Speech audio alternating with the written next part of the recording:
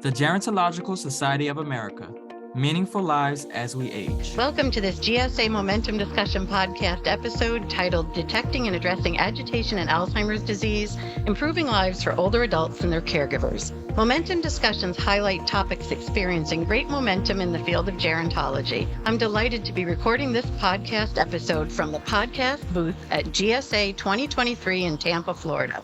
We do have a lot of background noise here at GSA 2023, but that's exciting. It's because there's 3,700 people in attendance. We're grateful to Otsuka for their support of today's podcast episode. My name is Jen Pettis, and I'm the Director of Strategic Alliances at the Gerontological Society of America, and I'm delighted to serve as the host for today's Momentum discussion. My guests for today's podcast are great members and good friends of GSA, and they are Dr. Carolyn K. Clevenger, professor at the Nell Hodgson Woodruff School of Nursing at Emory University, and the clinical director and a practicing nurse practitioner at Emory Integrated Memory Care, a nurse-led primary care practice for people living with dementia. Dr. Clevenger is joined by her colleague, Laura Metters, a licensed clinical social worker and the administrative director of Emory Integrated Memory Care. Dr. Clevenger and Laura, thank you for taking time out of your busy schedule here at GSA in Tampa to share your insights around the common neuropsychiatric condition of agitation and Alzheimer's disease and how it impacts individuals living with Alzheimer's and their caregivers. Thank you so much for having us. Yeah, always a pleasure, Jen. Great. Well, let's start talking about agitation and Alzheimer's in general. Dr. Clevenger, can you explain the condition to our audience? Absolutely. So the word agitation is something we've thrown around for a long time in the care of people with dementia. I think in particular, the classic story for nurse practitioners like myself is, in long-term care, you get a call from the staff, the frontline workers, and the report is agitation, which is this global word, and you're sort of like, what does that mean? And I've evolved my practice over the years by asking either direct care staff who are in maybe senior living communities or families to paint me a picture. What does this look like? What are they doing? What are they saying? Trying to get at the root cause and what exactly we're talking about, because it's so global, it's been really used as a label to describe almost anything, although I will say none of it pleasant, right? You clearly know it's a negative connotation and we've got a problem with this person. And so you're really trying to untangle all of that. So very helpfully, our colleagues in geriatric psychiatry and the International Psychogeriatrics Association actually formed a definition. So informed by clinical experts, and they mapped out what does it actually mean when we say agitation from a clinical perspective if you're making that diagnostic label for someone. So a couple of things. One, that this person does have to have in the setting of dementia, specifically Alzheimer's disease, because we're talking about agitation in Alzheimer's disease, that there's not something else acute going on, like a delirium. This would be really separate from that they're not also having active psychosis. That's its own neuropsychiatric symptom and requires its own evaluation and treatment plan. Agitation is something that's been present for a period of time, and it's significant enough that it's causing a negative interaction with their social well-being, so their ability to interact with their caregivers in particular, which leads in some of the risks of agitation, which we'll talk about in a little bit. So once you sort of establish that context and understand the scenario in which you find yourself, then you have these three characteristics, so three categories. First of all, we would group the first symptoms under excess motor activity. So this is the person who's restless. Maybe they're pacing, may or may not be exit seeking, but they're restless, they're rummaging. I have a number of people who are packing bags, just sort of going through closets and so forth. The next then is verbal aggression. And so this is someone who is being just maybe disinhibited, but maybe just negative and difficult in terms of their verbal responses many times to people who are caring for them or who are trying to provide care. And then there's physical aggression as well. We would group that as well. So that can be anything from pinching, biting, kicking, throwing objects, and so forth. We also think that these symptoms, if you're really paying attention and you get a good history, you often find that you often begin with restless motor activity or that excess motor activity, and things escalate through verbal aggression and then to physical aggression. So really helpful then to get people while they're still at that initial category of symptoms to try to get ahead of it. Sure. And so, Laura, Emory Integrated Memory Care, you and your colleagues provide primary care to individuals living with dementia, including Alzheimer's.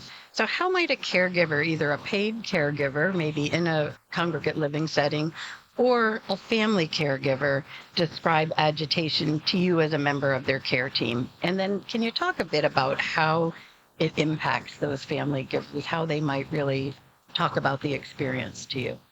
Yeah, I think to Carolyn's point, most of our caregivers, whether they're paid or unpaid, are not calling up the clinic and saying, this person is agitated, they're experiencing symptoms of agitation. They're describing a whole lot of other things. And I think for family caregivers, they do not understand that agitation is a not uncommon experience and symptom that shows up within the disease progression. And so they may be hesitant to describe these symptoms that their person is exhibiting because why can't I manage this?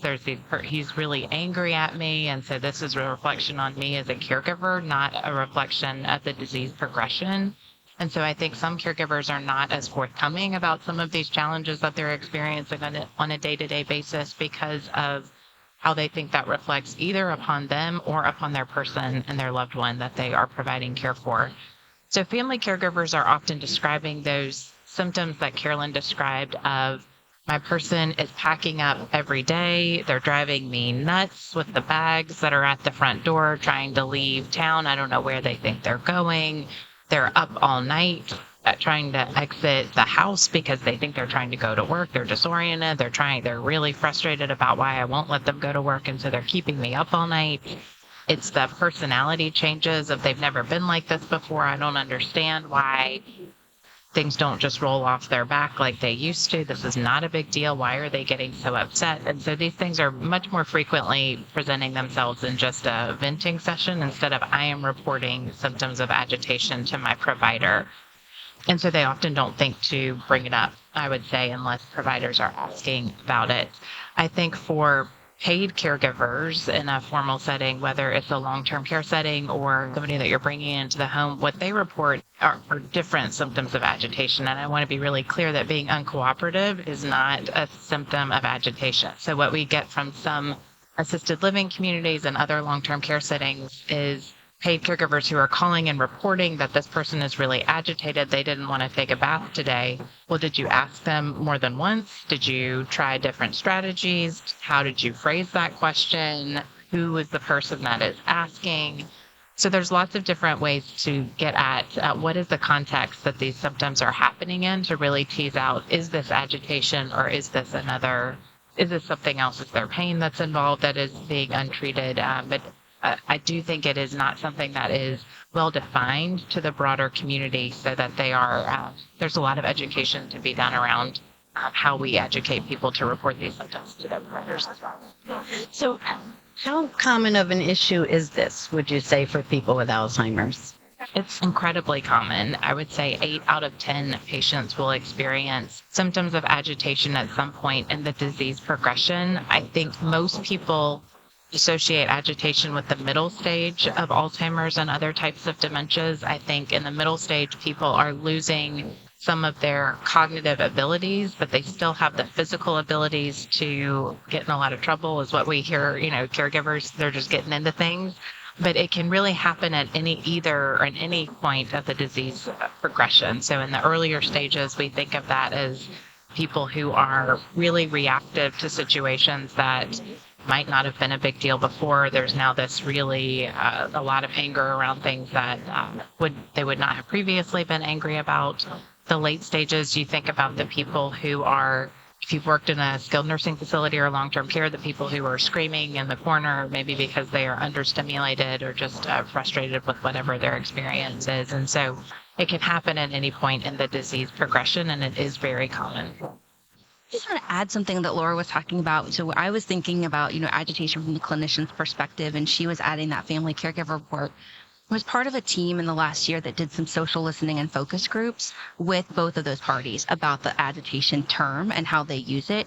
And what we found is that clinicians do more likely think of it as a symptom because we're thinking about a disease and disease progression, and symptoms also help us think about staging. So that is one of those things when I think about, have we transitioned to moderate stage? Are we starting to see more neuropsychiatric symptoms, including agitation? And family or informal caregivers definitely saw it more of a personality I think certainly that reflection on them, they were really reading into the meaning of the behavior, which in general I appreciate. I appreciate thinking about behavior has meaning as a form of communication, but it was more about this person's longstanding personality, how similar or different it was from their longstanding personality. And it makes sense for families in particular. They have this long relationship with this person, and it's very difficult to tease out what is disease and what is the person.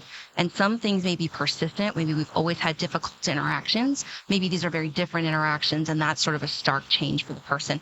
But it really was for families, and they've not necessarily thought about this as a symptom, as a clinical, meaningful measure that we might think about from an Alzheimer's disease management perspective. Very interesting. That must have been interesting research to be part of. Mm-hmm. So in your practice, Dr. Clevenger, you and your colleagues often see firsthand the burden, and would you share a little more about it on the individual? So when we think of that individual's quality of life, how is are these symptoms impacting them? For people living with dementia, living with Alzheimer's disease in particular, one of the most earliest symptoms and progressive symptoms is memory loss, right? So they're amnestic. I think we have to remember that there are lots of forms of memory.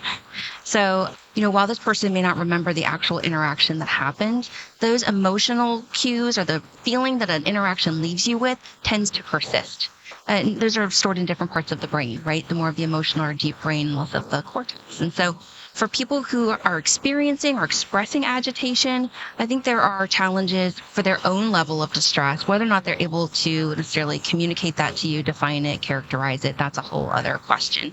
But certainly you will see a negative interaction or feeling of, that rummaging, that pacing, that sort of searching for something they can't get to.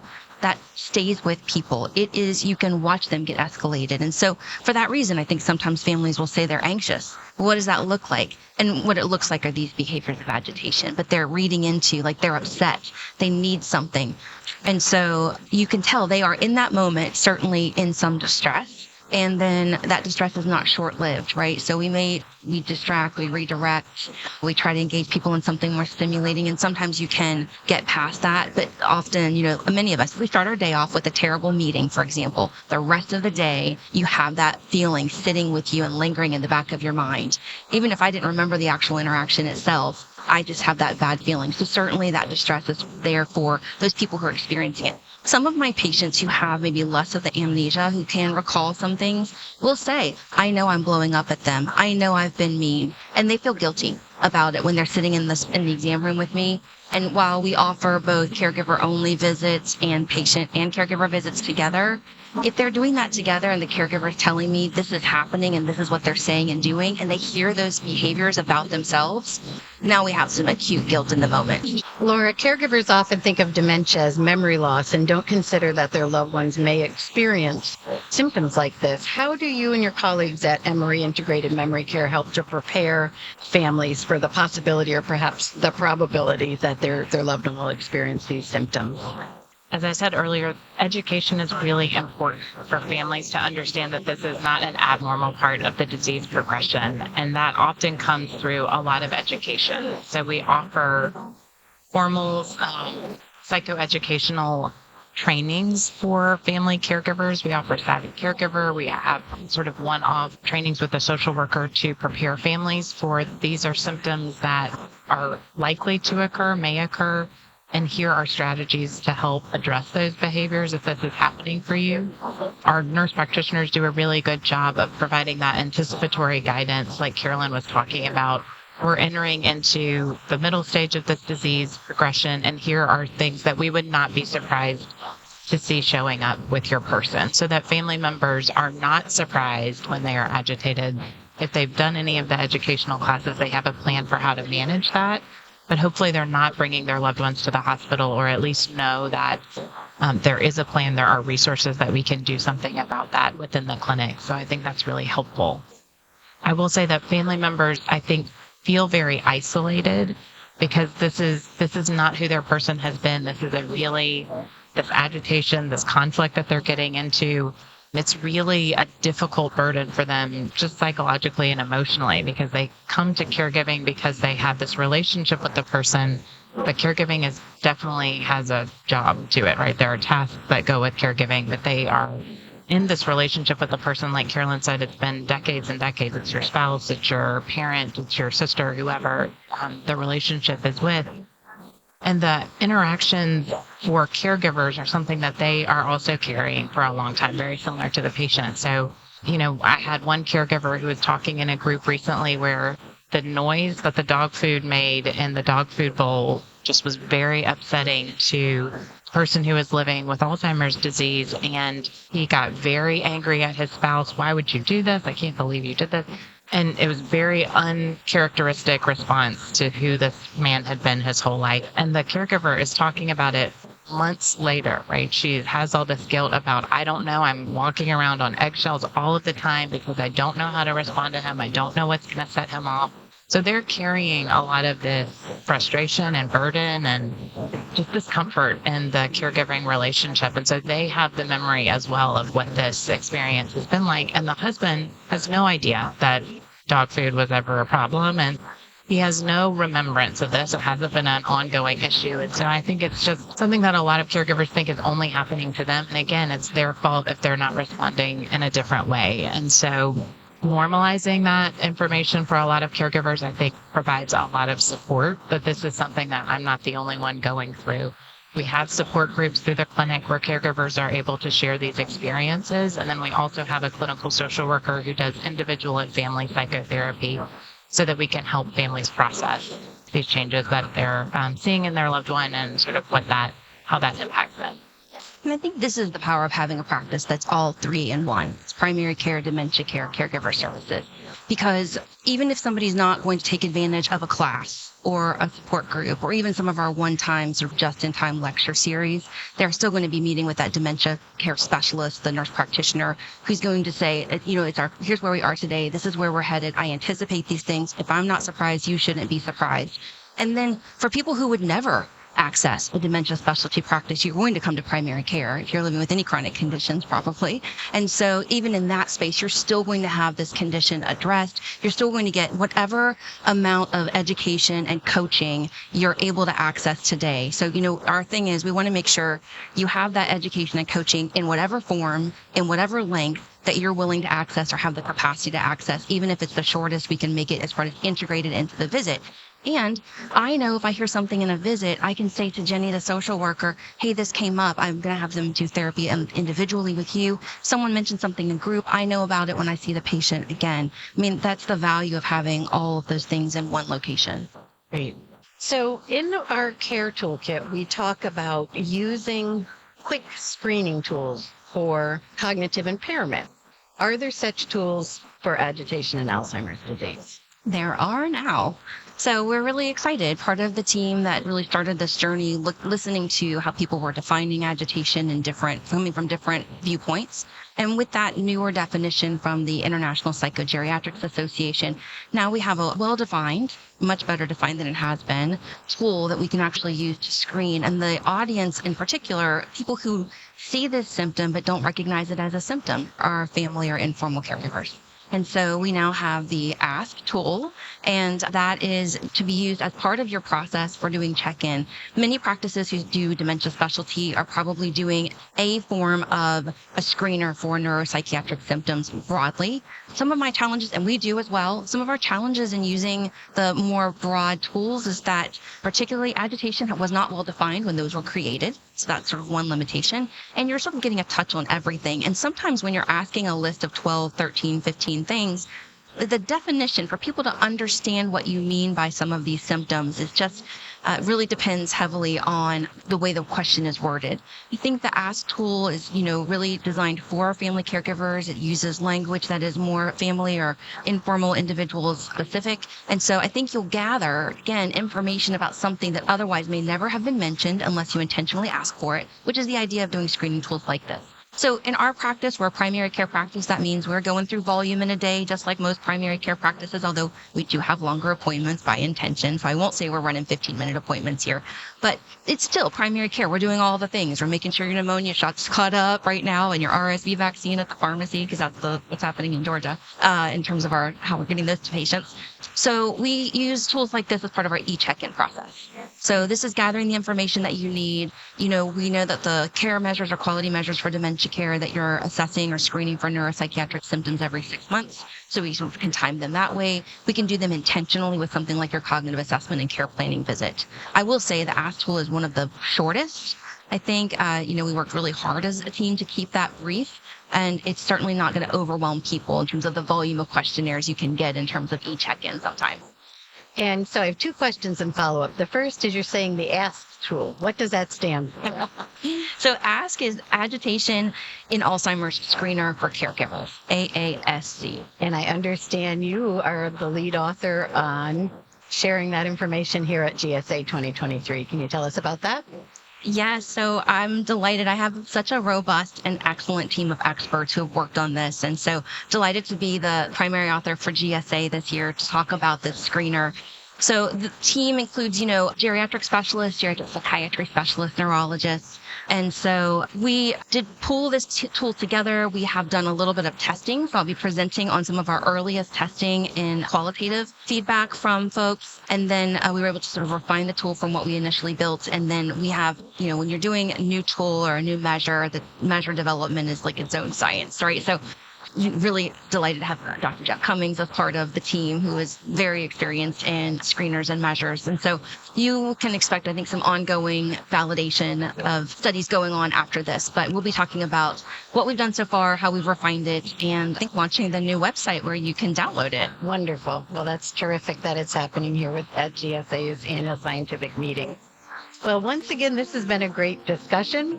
Really exciting stuff. Definitely some wonderful information in our podcast. One about how common this symptom is and how significant the impacts are on the individuals.